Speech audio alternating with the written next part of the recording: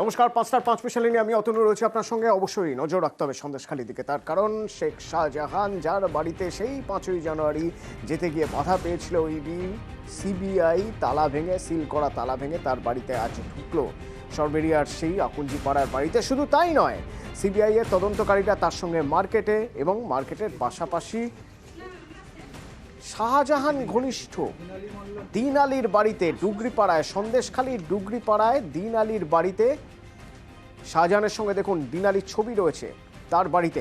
কিন্তু তার বাড়িতে সিবিআই কেন? সিবিআই তার বাড়িতে কি জানতে চায়? আমার সঙ্গে রয়েছেন অনুপম, প্রতিনিধি। অনুপমের সঙ্গে একবার কথা বলবো। অনুপম, দুজনের বাড়িতে, একজন তৃণমূল কর্মী আর একজন শাহজাহান ঘনিষ্ঠ, এই দুজনের বাড়িতে সিবিআই এর তদন্তকারীরা, কি কি কথা হলো তাদের সঙ্গে?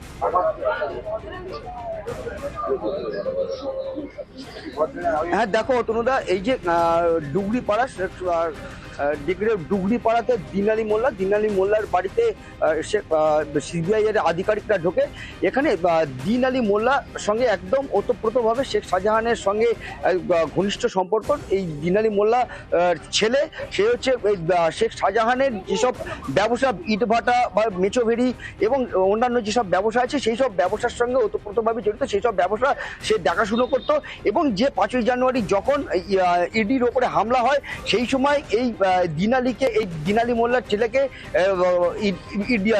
শেখ শাহজাহান ফোন করেছিল বলেও কিন্তু সিবিআই তরফ থেকে আর কি জানতে পেরেছে। সেই জন্য এই দিন আলীর বাড়িতে সিবিআই আধিকারিকরা যায়। যদিও দিন আলীর ছেলের সঙ্গে দেখা পায় না, সেখানে গিয়ে তার পরিবারের সঙ্গে কথা বলে এবং সেখান থেকে কিছু নথিপত্র নিয়ে তারা বেরিয়ে যায় এবং সেখান থেকে বেরিয়ে পাশের পাড়া ডুগরিপাড়া, সেখানে ডক্টর শফিক মোল্লা তার বাড়িতে এসেও কিন্তু সিবিআই আধিকারিকরা এই মুহূর্তে ঢুকেছে এবং সেখানে কিন্তু ডক্টর শফিক মোল্লা এখানকার তৃণমূলের নেতা হিসেবেই কিন্তু এলাকায় পরিচিত এবং পাশাপাশি তিনি একজন গ্রামীণ ডাক্তার এবং সেই তার বাড়িতে এসে সিবিআই আধিকারিকরা কিন্তু তার পরিবারের সঙ্গে এখন কথা বলছে। যদিও ডক্টর শফিক মোল্লা কিন্তু এই মুহূর্তে বাড়ি নেই এবং পরিবারের সঙ্গে সিবিআই আধিকারিকরা কথা বলছে এবং পরিবারকে ডক্টর শফিক মোল্লাকে ফোন করে তাকে বাড়িতে আসার জন্য কিন্তু বলা হয়েছে। যদিও কথা বলো, তদন্তকারীরা মূলত কি খুঁজতে চাইছেন? তদন্তকারীরা কি জানতে চাইছেন? শেখ শাহজাহান এই মাঝের কটা দিন কোথায় কোথায় শেল্টার নিয়েছিল, নাকি তদন্তকারীরা এটা জানতে চাইছেন যে সেদিন ফোনে বাড়িতে বসেই শেখ শাহজাহান কাদের সঙ্গে যোগাযোগ করেছিল, কাদের সঙ্গে যোগাযোগের মাধ্যমে সেখানে একটা বিক্ষোভ সংগঠিত হয়েছিল?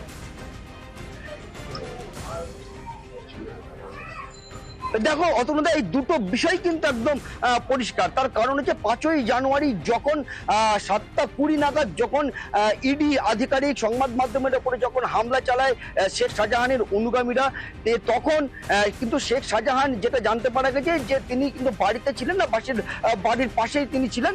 কিন্তু সেই সময় কাদের ফোন করেছিল সেটা যেমন সিবিআই আধিকারিকরা একদম খতিয়ে দেখছে, তাদের সেই ফোন কল রেকর্ডিং এর সূত্র ধরে সেই সব বাড়িতে যাচ্ছেন এবং তারপরে যে 55 দিন সরাসরি একবার কুণাল ঘোষ সাংবাদিকদের মুখোমুখি সরাসরি শুনুন। সরকারের বা প্রশাসনের তরফে যারা আইনজীবী কোর্টে আছেন তারা নিশ্চয়ই কোর্টকে জানিয়ে দেবেন। 10 তারিখে বিজেপির এই সভাটা সিপিএমেরও করার কথা ছিল, সিপিএমও করে 11 তারিখ করছে। 10 তারিখ ওটা তো ভাগ করে নিয়েছে বিজেপি সিপিএম, ভাই ভাই। বিজেপির দুই ভাই, সিপিএম আর কংগ্রেস হয়। বিজেপি বলছে আমরা হিন্দুদের কাছে গিয়ে বলছি হিন্দু হিন্দু হিন্দু হিন্দু ভোট দাও হিন্দু, আর সিপিএম, কংগ্রেস, আইএসএফ তোমরা মুসলিম ভাইদের কাছে গিয়ে বলো ভোট দাও ভোট দাও ভোট দাও, ধর্মের ভিত্তিতে ভাগ করো। ভাগ করে নিচ্ছে। আমরা যাব অমুক দিন গন্ডগোল করতে, কুৎসা করতে, আমরা আজকে যাচ্ছি, তোমরা আজকে যেও না, তোমরা পরের দিন যাও। তো এইগুলো স্লট ভাগ করে নিচ্ছে। এসবে হবে না। দিনের শেষে উন্নয়ন, রুটি কাপড়ার মাকান, মানুষের ভোট, সম্প্রীতির ভোট, সংহতির ভোট, উন্নয়নের ভোট, প্রতিহিংসার রাজনীতির বিরুদ্ধে ভোট, বঞ্চনার বিরুদ্ধে ভোট, বাংলার হকের দাবিতে ভোট, তৃণমূল কংগ্রেসের প্রতি ভোট অটুট থাকবে। আগামীকাল তো আবার প্রধানমন্ত্রী আসছেন শিলিগুড়িতে, এই নিয়ে চতুর্থ সভা, সেখানে থাকার হচ্ছে প্লাস প্রধানমন্ত্রী নিজেও আসছেন আবার রাজ্যে। তো খুবই ভালো। তো প্রধানমন্ত্রী ডেইলি প্যাসেঞ্জারই 2021 সালেও করেছিলেন, আবার করবেন। যতবার আসেন বাংলার মানুষের সিদ্ধান্ত নিতে সুবিধা হয়। No vote to BJP. এই বিজেপিকে ভোট নয়, এটা নরেন্দ্র মোদীজি, অমিত শাহজি যতবার আসবেন ততবার বাংলার মানুষ সিদ্ধান্ত নিতে সুবিধা হবে। কিভাবে বিচার ব্যবস্থাকে প্রভাবিত করে অন্যায়ভাবে তৃণমূল বিরোধী হাওয়া তৈরির চেষ্টা হয়, সেটা অভিজিৎ গাঙ্গুলি যতবার সামনে আসবেন ততবার প্রমাণিত হবে। শুভেন্দু অধিকারীকে যতবার পাশে রাখবেন প্রমাণিত হবে যে সিবিআই এর এফআইআর নেমড একজন চোর, যাকে চোর বলেছিল বিজেপি, যাকে পরিবারবাদ বলে অধিকারী প্রাইভেট লিমিটেড, সেই দুর্নীতির প্রতীক, পরিবারবাদের প্রতীক, বিশ্বাসঘাতকতার প্রতীক শুভেন্দু অধিকারী যতবার পাশে থাকে বাংলার মানুষের সিদ্ধান্ত নিতে সুবিধা হবে। এই বিজেপিকে একটি ভোটও নয়। প্রধানমন্ত্রী থেকে শুরু করে বিজেপির যত নেতারাই আসছেন প্রচারে, তারা সবাই এসে সন্দেশখালীর প্রচারই চালাচ্ছেন, এটাকে আপনারা কিভাবে সামলাবেন? আমরা সন্দেশখালীর মানুষ জানেন এগুলো কুৎসা, সারা বাংলার মানুষ জানেন সন্দেশখালীতে যে দু একটি ভুল অন্যায় ঘটেছিল সেগুলির বিরুদ্ধে দল প্রশাসন ব্যবস্থা নিয়েছে। এই ব্যবস্থাটাই তো বাম জমানায় হতো না, এই ব্যবস্থাটাই তো বিজেপির রাজ্যে হয় না। উন্নাও, হাতরাস, যদি ধর্ষণের ঘটনা ঘটে তাহলে তাকে তো মেরে ফেলা হয়, পাশাপাশি যাতে কেউ তদন্ত চাইতে না পারে তার পরিবারকে মেরে ফেলা হয়। গুজরাটে বিলকিস বানু পরিবারকে মারা হয়, ধর্ষণ করা হয়। 11 জন যাবজ্জীবন দণ্ডিত আসামিকে দরজা খুলে মালা পরিয়ে বার করা হয়। মণিপুরে যাওয়ার সময় পান না প্রধানমন্ত্রী। ফলে সন্দেশখালী নিয়ে যারা নাটক করতে আসছে তাদের মুখ পুড়বে। বলছি আজকে মেডিকেল চেক আপের সময় শাহজাহানকে প্রশ্ন করা হয়েছিল, তিনি দাবি করেছেন যে তিনি নির্দোষ, সমস্ত অভিযোগ তার বিরুদ্ধে যেটা আনা হচ্ছে সেটা মিথ্যা, সঠিক বিচার তিনি করবেন। সেটা যাকে কেন্দ্র করে বিতর্ক তিনি বলেছেন, তার উপরে আমি কেন মন্তব্য করব? সন্দেশখালীর বিধায়ক সুকুমার তিনি বলেছেন যে তিনি 8:30টার সময় ওই দিন ফোন করেছিলেন শাহজাহানকে, কারণ তিনি সেই সময় খবর পেয়েছিলেন কিছু ভাঙচুর মারপিটের ঘটনা হচ্ছে, যদি কোনো যাতে না হয় সেই জন্য। সেজন্য কোনো গন্ডগোলের ঘটনা যদি কোনো জনপ্রতিনিধি পান এবং যাতে গন্ডগোল না হয় তার জন্য যদি কোনো তিনি উদ্যোগ বা কোনো ভূমিকা পালন করে থাকেন, তো তার মধ্যে দোষ খোঁজার কি আছে? বলছি 9 তারিখে তো কালকে রাতে অভিজিৎ গঙ্গোপাধ্যায় নিজে থাকবেন বলেছেন, আমার এখানে অভিষেক হবে মানে দাবি করেছেন সন্দেশখালীতে অভিজিৎ গঙ্গোপাধ্যায় প্রধানমন্ত্রীর সভাতেও যাবেন। যে দলে যোগ দিয়েছেন সেই দলের লোকজন, যার হয়ে এতদিন কাজ করে এসছেন, যাদের দৃষ্টি আকর্ষণের জন্য কোর্টের চেয়ারটাকে ব্যবহার করেছেন, যাদের কাছাকাছি যাওয়ার জন্য, যাদের কেন্দ্র করে পলিটিক্যাল কেরিয়ার তৈরির জন্য কোর্টের চেয়ারটা মিসইউজ করে এতদিন তৃণমূল নেতৃত্বকে, সরকারকে বারবার আনএথিক্যাল অ্যাটাক করেছেন, তো তার কাছে যদি কারোর যেতে ইচ্ছা হয় তো তাদের ব্যাপার, তারা যাবেন।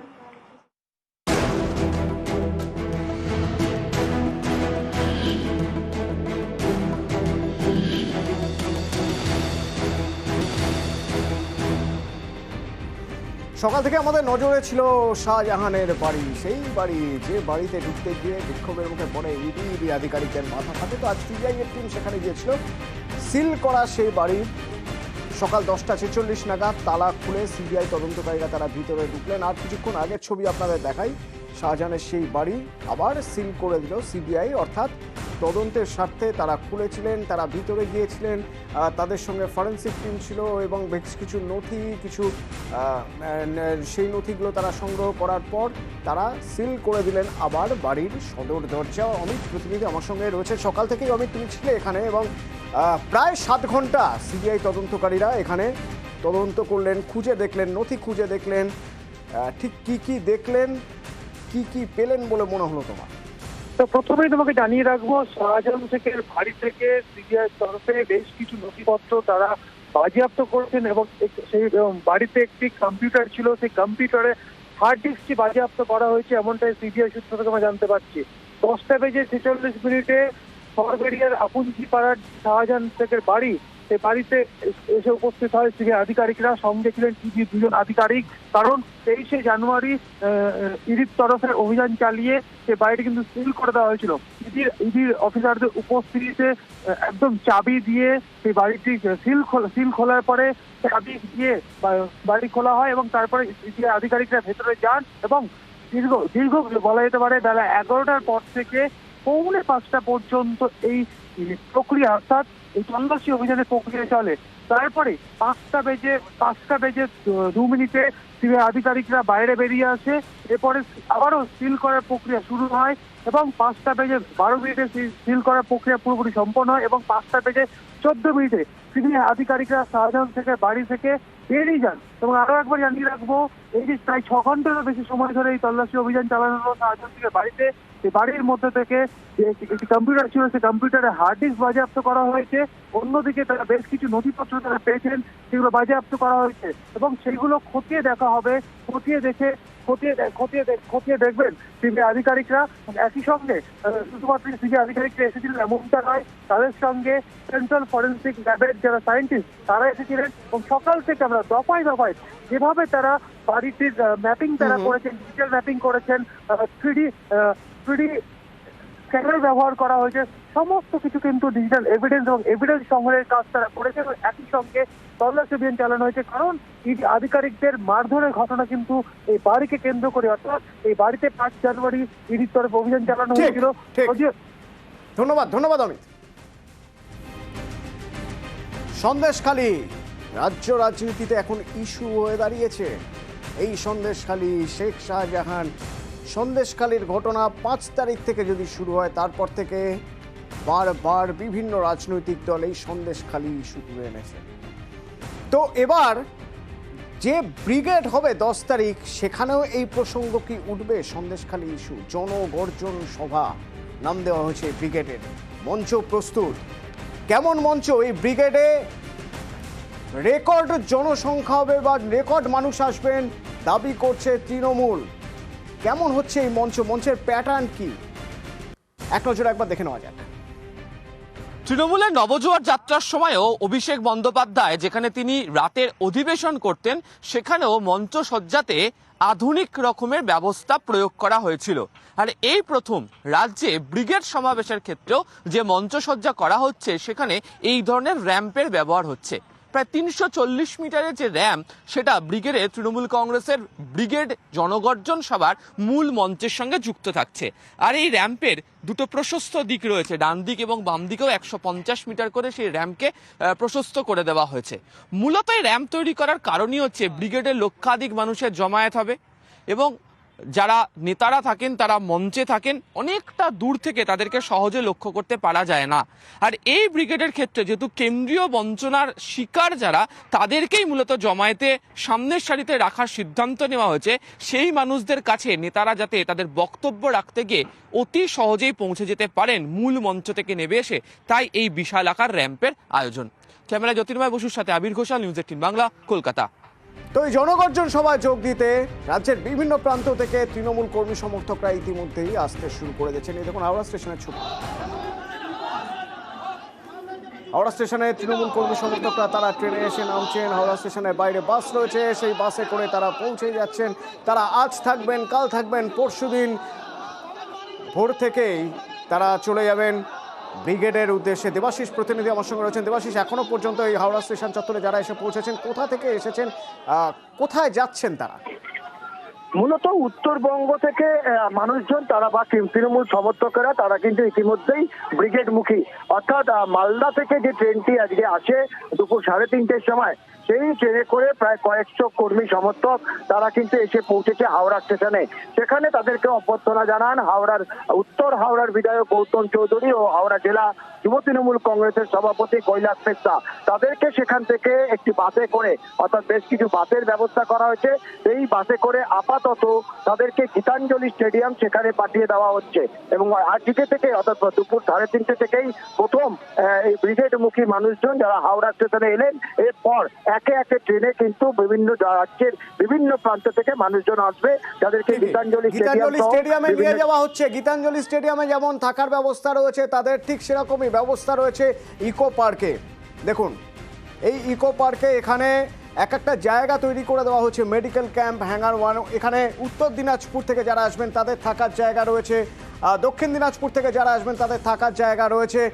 কেমন ব্যবস্থা রয়েছে তাদের জন্য আমার সঙ্গে রয়েছেন প্রতিনিধি ওঙ্কার, বলতে পারবেন ওঙ্কার? একদমই, দেখো আগামী 10 তারিখ ব্রিগেডের সমাবেশ রয়েছে তৃণমূল কংগ্রেসের, এবং এই সমাবেশের নাম জনগর্জন সভা। সেই সমাবেশের জন্য কিন্তু রাজ্যের বিভিন্ন প্রান্ত থেকে তৃণমূল কর্মী সমর্থকরা তারা আসবেন, এবং মূলত ইকো পার্কে কিন্তু তাদের জন্য থাকার জন্য ব্যবস্থা করা হয়েছে। সাধারণত তৃণমূল কংগ্রেসের তরফ থেকে সেন্ট্রাল পার্কে ব্যবস্থা করা হয়, কিন্তু এই বছর এই মুহূর্তে সেন্ট্রাল পার্কে যেহেতু মেলা চলছে সেই কারণের জন্যই ইকো পার্ককে বেছে নেওয়া হয়েছে, এবং ইকো পার্কের একাধিক হ্যাঙ্গার করে দেওয়া হয়েছে। এখানে এই অস্থায়ী জায়গাগুলোতে মূলত উত্তরবঙ্গ থেকে যে সমস্ত কর্মী সমর্থকরা আসবেন তাদের থাকার ব্যবস্থা করা হয়েছে। অর্থাৎ কোচবিহার, উত্তর দিনাজপুর, দক্ষিণ দিনাজপুর, মালদা, মুর্শিদাবাদ এই ধরনের জেলাগুলি থেকে, অর্থাৎ উত্তরবঙ্গের যে জেলাগুলি রয়েছে সেই জেলাগুলি থেকে যে তৃণমূল কর্মী সমর্থকরা আসবেন তার থাকা খাওয়ার ব্যবস্থা কিন্তু এখানে করা হয়েছে, এবং এখানেই কিন্তু তারা সরাসরি আসবেন, এবং এখান থেকেই আগামী 10 তারিখ। ধন্যবাদ ওঙ্কার, ধন্যবাদ। এ হলো 10 তারিখ। 10 তারিখের জন্য প্রচুর মানুষ আসতে শুরু করে দিয়েছেন। রবিবারের জন্য শনিবার বিজেপি কর্মী সমর্থকরা উত্তরবঙ্গের যারা তারা চেষ্টা করছেন শিলিগুড়িতে পৌঁছতে। তার কারণ দেখুন, মঞ্চ প্রস্তুত। আগামীকাল নরেন্দ্র মোদী তিনি আসবেন, এই নিয়ে 4 বার, এর আগে 3 বার। প্রথমে আরামবাগ, তারপর কৃষ্ণনগর, তারপর বারাসাতে জনসভা, এবং কাল 2টি সভা রয়েছে এখানে। একটি প্রশাসনিক প্রকল্পের উদ্বোধন রয়েছে, প্রশাসনিক কাজ রয়েছে, তার পাশাপাশি দলীয় কর্মীদের নিয়ে সভা রয়েছে নরেন্দ্র মোদীর। মূলত তিনি সরকারি প্রোগ্রামে আসছেন। তিনি প্রাথমিকভাবে যেটা ঠিক ছিল যে উনি আসবেন এখানে 5টার দিকে এখানে নামবেন, তারপরে সরকারি সভা করে আমাদের সভা করে তারপরে উনি যাবেন। কিন্তু সেই সভা কিছুটা এগিয়ে এসছে সময়। তিনি 3টার সময় এখানে বাগডোগরায় নামবেন, এবং তারপরেই তিনি সরকারি সভায় ঢুকে যাবেন, এবং সেখান থেকে আমাদের এখানে 3:30 থেকে 4:45টার মধ্যে আমাদের মূল সভায় তিনি ঢুকবেন।